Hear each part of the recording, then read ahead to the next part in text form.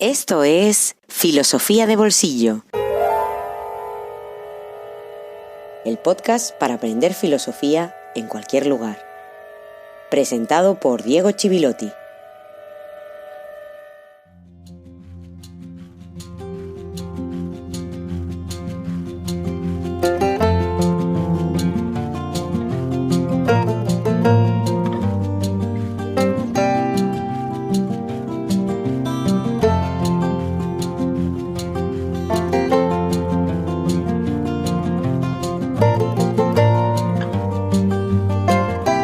Buenos días, buenas tardes, buenas noches y feliz jueves filosófico número 89.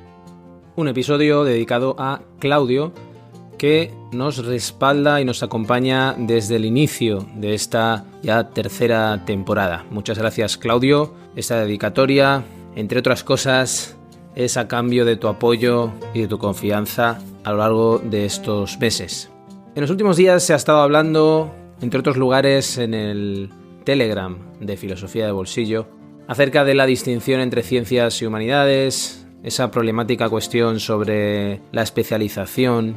En otras ocasiones he hecho referencia al carácter indivisible del saber, por propia naturaleza del saber. La filosofía tendría que servir para darnos cuenta de esto. A raíz de esas discusiones, de ese diálogo, me vino a la cabeza una entrevista, no a un filósofo, filósofa, sino en este caso a una profesora de matemáticas, divulgadora, también muy dedicada a la divulgación, profesora de la Universidad de Sevilla, que quizá algunos conozcáis porque es bastante activa en las redes.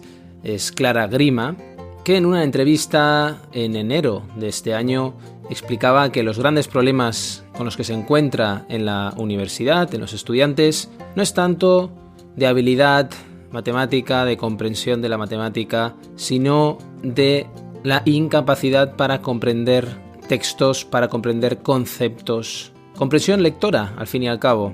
Ella decía en esa entrevista que el bajo nivel de los estudiantes españoles en matemáticas era debido a la falta de comprensión lectora. Porque al no tener comprensión lectora no es posible entender la literalidad de la matemática. Ella explicaba también que su primera opción era estudiar filosofía. Afortunadamente para su bolsillo, un profesor de filosofía le recomendó, teniendo en cuenta que le gustaban mucho las matemáticas, que se dedicara a ello. Y es muy interesante porque hace referencia a la necesidad de creatividad, a la aplicación de la lógica matemática y a cuestiones que tienen que ver no tanto con las matemáticas en sentido estricto, sino con los conceptos de lógica filosófica. Cuestiones como el concepto de al menos y su diferencia con ninguno, el concepto de necesario respecto al concepto de suficiente, del cual hemos hablado, por ejemplo, a lo largo de estos episodios con Kant, y así con tantos otros. Me parece la mejor manera de reivindicar la filosofía hacerlo desde fuera de ella, como lo hacía esta profesora de matemáticas. Un tema que vamos a tocar hoy también, empujados por el libro que va a protagonizar nuestra sección Un libro en el bolsillo. Pero antes de llegar a eso, tenemos todavía mucho trabajo con nuestro viejo amigo Immanuel Kant.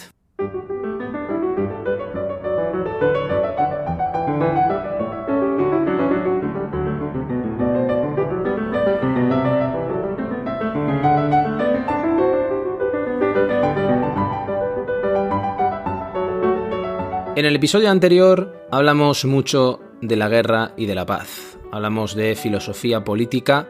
Leímos Ideas para una historia universal en clave cosmopolita, pero también leímos Hacia la paz perpetua, un texto que no había aparecido en el episodio 87. Es decir, que cerramos de alguna manera algunos aspectos de la filosofía de la historia kantiana. Digo cerramos de alguna manera porque solo de la filosofía de la historia de Kant se podría hacer una temporada completa. Y hablamos de la propuesta cosmopolita kantiana, aclarando que ese cosmopolitismo era muy diferente al antiguo. Casi como una funesta casualidad, la paz perpetua de Kant apareció en un contexto en el que estamos asediados, viéndolo desde Occidente, por supuesto, por la guerra. Asediados lo están en otros lugares desde mucho antes que estallara esta guerra. Pero es cierto que desde nuestro lugar, la actualidad ha girado su mirada hacia ese conflicto bélico y casualmente Kant desde el siglo XVIII tiene todavía mucho que decirnos. El final de ese episodio 88 nos condujo de nuevo a la filosofía de la historia kantiana y a su relación con la política, porque hacía referencia ahí a la necesidad de un telos, a la necesidad de un sentido, de un hilo conductor que hemos perdido. No creemos ya, como decía, en ese cosmopolitismo, y es necesario recuperar un hilo conductor para no destruirnos entre estados e incluso, ya podríamos decir hoy, para no destruirnos como especie. Por lo tanto, del pensamiento político kantiano vamos a ir trasladándonos hacia la ética kantiana que tan influyente ha sido.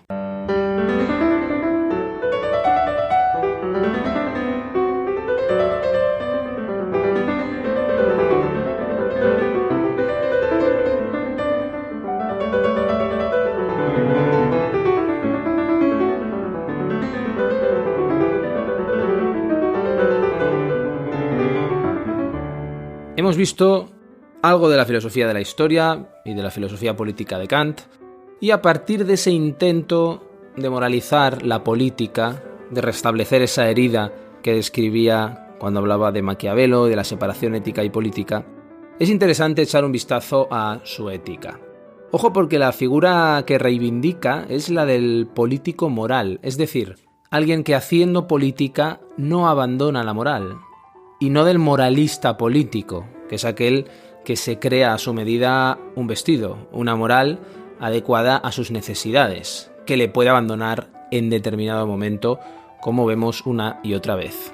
Lo que sí defiende es un equilibrio entre ambos, entre la razón y el potencial legislativo que tiene la razón, esto recuerda que es herencia de Platón, entre la moral en esencia y la fuerza como ejercicio político, con una moral artificial, entre comillas.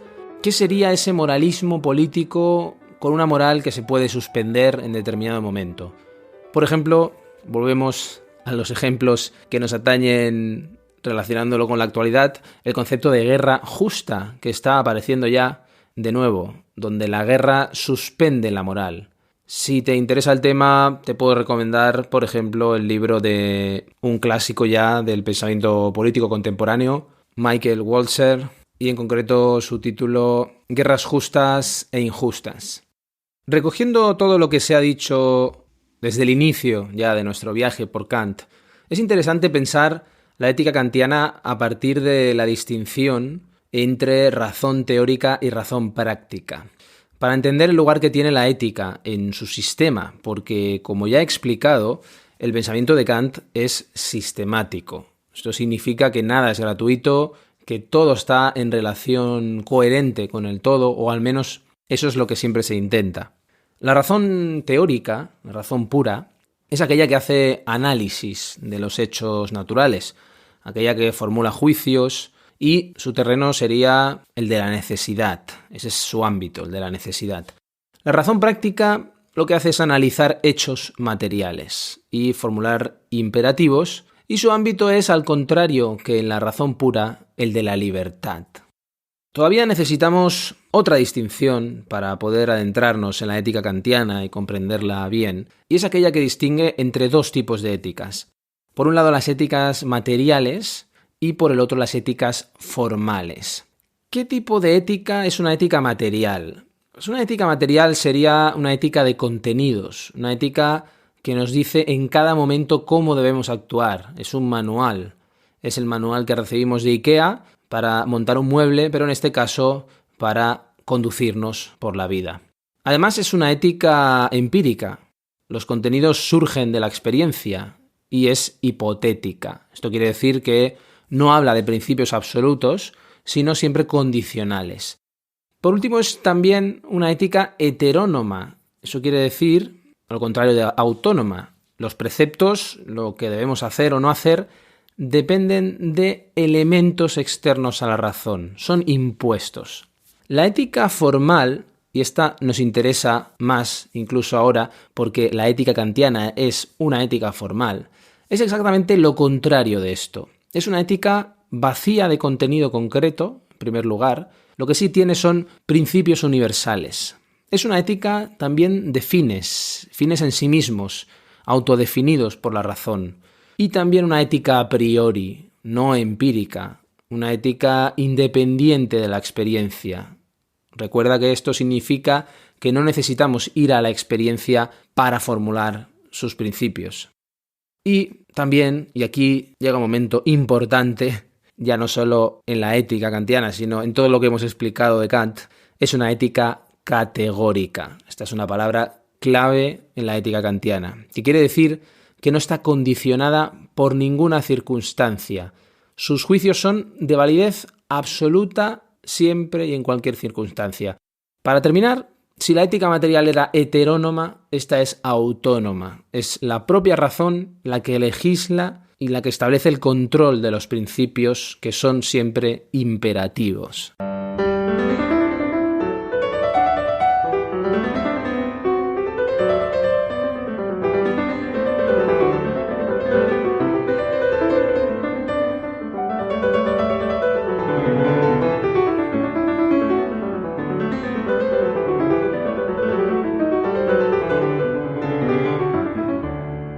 La ética, o mejor dicho, las éticas normativas, son lo propio de la modernidad, y Kant es o incluso el gran filósofo de la modernidad. Te podrás preguntar, ¿pero qué pasa? ¿Que en la antigüedad la ética no hablaba de normas? Sí, había normas, lógicamente, para soportarnos, para soportar la convivencia, pero no eran el centro de la ética, porque ese lugar estaba reservado para los valores, nacidos de la costumbre, además. Por ejemplo, en Aristóteles, ejemplo paradigmático, la ley de hecho era seguir la costumbre. Y sobre todo eran éticas descriptivas, no prescriptivas, que sobre todo prescriben qué acciones son buenas y malas. Nos dicen qué deberíamos hacer en cada momento, las prescriptivas. Cuando hablamos de Maquiavelo en la segunda temporada, vimos la diferencia que se establecía entre medios y fines. Y al hablar de René Descartes, asistimos al nacimiento del sujeto al final de la primera temporada y a esa estructura de sujeto y objeto. Descartes, en ese nacimiento, buscaba un método precisamente porque necesitamos salir de la subjetividad y alcanzar la objetividad en esa separación. Es decir, necesitamos unas reglas y en el caso de la ética, un puente necesitamos entre la voluntad del sujeto y sus objetivos. Y eso se relaciona con esa estructura de medios y fines. ¿Cuál será ese puente? Y aquí está la clave. El puente son las normas. Normas que nacen de un sujeto libre. Recordemos de nuevo el contractualismo en la segunda temporada y el papel de las normas en el origen del Estado. Algo que sería absurdo para un antiguo, porque la comunidad ya estaba dada de antemano, preexistía la comunidad. En las teorías contractualistas no, los individuos se daban a sí mismos las normas, de alguna manera desde cero, sin referencia, se construye.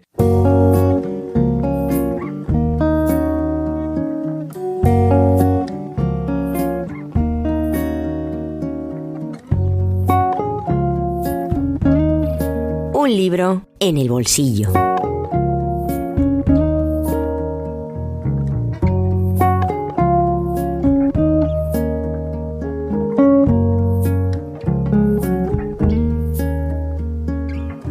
Benjamín Herreros Ruiz Valdepeñas es un autor inquieto, médico especializado en medicina interna, medicina legal y forense. Diría que es el primer médico que aparece en esta sección del podcast. Licenciado en filosofía, eso sí, profesor de bioética en la Universidad Europea y en la Complutense de Madrid, y entre otras cosas ha dirigido 2 documentales. Creo que es suficiente para hacerse una idea, y esto es solo un resumen rápido, de qué tipo de persona es Benjamín Herreros Ruiz Valdepeñas. No resulta extraño, pues, que salga un libro así de las manos de un perfil como el suyo. Se titula Filosofía y Medicina y ha sido publicado en la editorial Taugenit.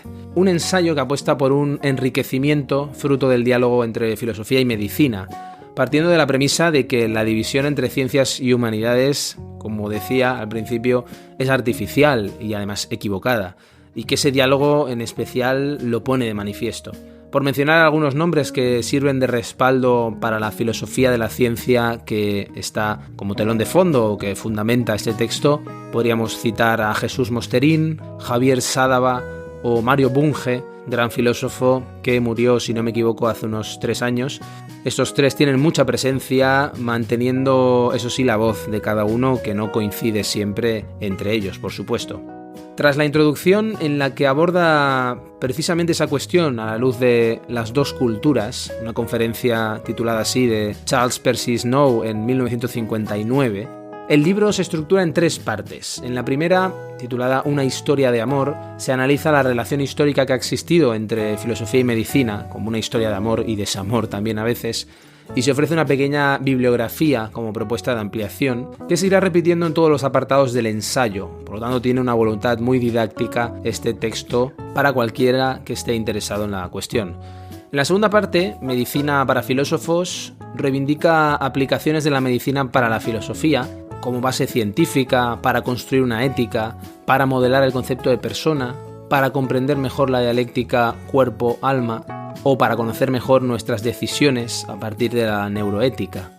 La tercera parte, titulada Filosofía para médicos, se basa en la obra homónima de Mario Bunge, para desgranar en qué medida puede servir a un médico la filosofía. Y hay toda una serie de razones para saber qué es un médico y cuál es el objetivo de la medicina, para saber qué es la medicina, y se pregunta si es un arte, una ciencia, una técnica, una disciplina humanística, teniendo en cuenta que trata con seres humanos, para mejorar las decisiones éticas de la medicina, para comprender al enfermo, para detectar problemas y revelar soluciones, para gestionar mejor la muerte en aquellos aspectos ante los cuales la medicina no tiene respuesta. Así Herreros lo que hace es preguntar al médico qué filosofía tiene, es una pregunta incómoda, pero también preguntar al filósofo sobre qué filosofa, lo cual también es incómodo, y lo digo desde el lado de la filosofía, porque, según dice, la filosofía del médico, que es la forma de entender el mundo, de afrontar y responder las grandes respuestas y cuestiones humanas, condiciona su ejercicio profesional, pero también porque el filósofo, desde el otro lado, no puede construir su pensar en el aire, tiene que filosofar sobre algo y para algo. Un epílogo sobre el coronavirus tratado como urgencia médica y filosófica no podía dejar de aparecer, cierra el volumen. Creo que hay que dar la bienvenida a miradas transversales siempre, que nos demuestran que el saber es indivisible por naturaleza, si son de rigor, eso sí, como es el caso de este Filosofía y Medicina.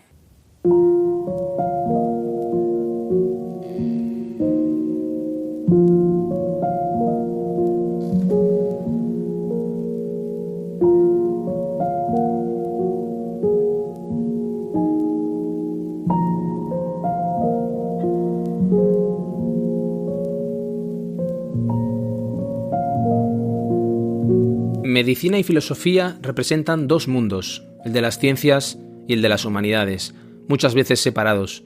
Este libro pretende mostrar que no debería ser así. La medicina es una disciplina a medio camino entre las ciencias y las humanidades. La filosofía, la buena filosofía, debe inspirarse y construirse desde los hechos y la ciencia. Los humanos somos muy dados a dicotomizar y fraccionar lo que nos rodea, para poder entenderlo mejor, simples constructos útiles que facilitan la comprensión. Estas divisiones artificiales suelen encasillar a las cosas como opuestas, porque así entendemos mejor lo que sucede, tanto alrededor como en nosotros mismos. Realizar esta operación de simplificación de la realidad facilita la comprensión y además produce tranquilidad, porque al situarnos a un lado u otro de la orilla del río, obtenemos la seguridad de la pertenencia y de la identificación con los nuestros, sabiendo quiénes son los otros. Pero en realidad, el río está lleno de islas y afluentes y al final desemboca en el mar, donde todo se mezcla. Una de las divisiones clásicas es la que se realiza entre ciencias y humanidades, estando la medicina dentro de las primeras y la filosofía en las segundas. El que es afín a las ciencias pronto aprende a decir «soy de ciencias», como si esto supusiera no tener interés por las humanidades, por el arte, la literatura o la filosofía, mientras que el que es de humanidades o letras despreciaría las matemáticas, la biología o la física. La educación tampoco ayuda a romper esta falsa dicotomía, ya que cuando los alumnos escogen un determinado programa educativo, se olvidan de la otra orilla del río, y no digamos cuando dan el salto a la universidad. ¿Qué es eso de estudiar filosofía en el grado de medicina? O al revés, biología durante la carrera de filosofía. Esta tendencia a la división ha salpicado de muchas maneras a la relación entre filosofía y medicina. Por ejemplo, cuando se ha clasificado al humano como un ser con cuerpo y alma, o más adelante con mente y cerebro, oponiendo además el cuerpo, de lo que se ocupaba la medicina, al alma, donde se situaba la razón filosófica. En este libro se pregunta a los médicos qué filosofía tienen y a los filósofos sobre qué filosofan. Son dos preguntas pertinentes, porque la filosofía del médico, la forma de entender el mundo, de afrontar y responder las grandes preguntas y cuestiones humanas, condiciona su ejercicio profesional y porque el filósofo, decíamos, no puede construir su pensar en el aire, tiene que filosofar sobre algo y para algo. Una de las tesis principales de medicina y filosofía es que las dos disciplinas deben ser prácticas para poder cumplir con sus objetivos, la búsqueda del bien y de la felicidad. Durante la pandemia de coronavirus, estas dos hermanas que nacieron juntas se han vuelto a reunir para ofrecer sus servicios, una para tratar a los enfermos y la otra para ver qué nos está sucediendo como individuos y como sociedad. Dos cosas son evidentes sobre estas dos inseparables compañeras de batalla. Protagonizan una historia de amor que nunca acabará, y por el bien de la felicidad de todos, es mejor que caminen juntas. Benjamín Herreros Ruiz Valdepeñas. Filosofía y medicina, una historia de amor. Editorial Taugenit.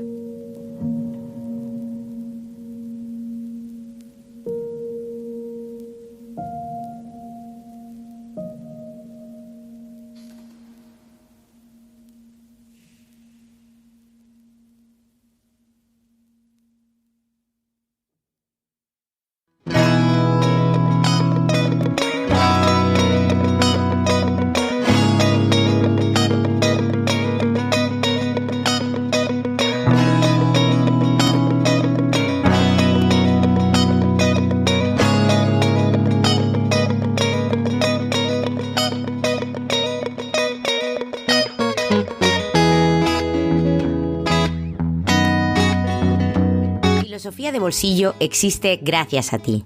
Hazte mecenas y accede a todos los contenidos en patreon.com/filosofía de bolsillo.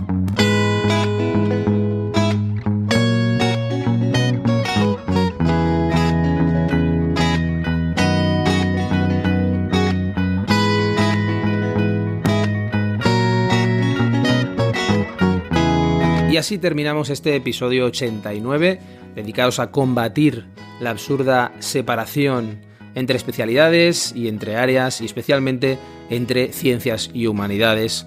Una cuestión que, por cierto, también Kant nos sirve, como en tantas otras cosas, con su célebre texto El conflicto de las facultades.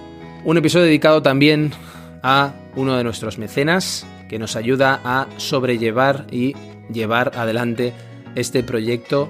Muchas gracias, Claudio, por tu apoyo a lo largo de esta temporada.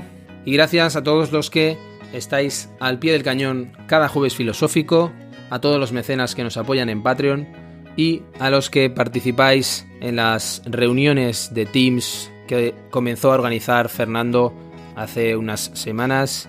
Que, por cierto, si no me equivoco y no me quiero equivocar, si eres mecenas, compruébalo en el canal de Telegram, en el grupo de Telegram de Filosofía de Bolsillo. La próxima será el 20 de marzo a las 6 de la tarde hora española.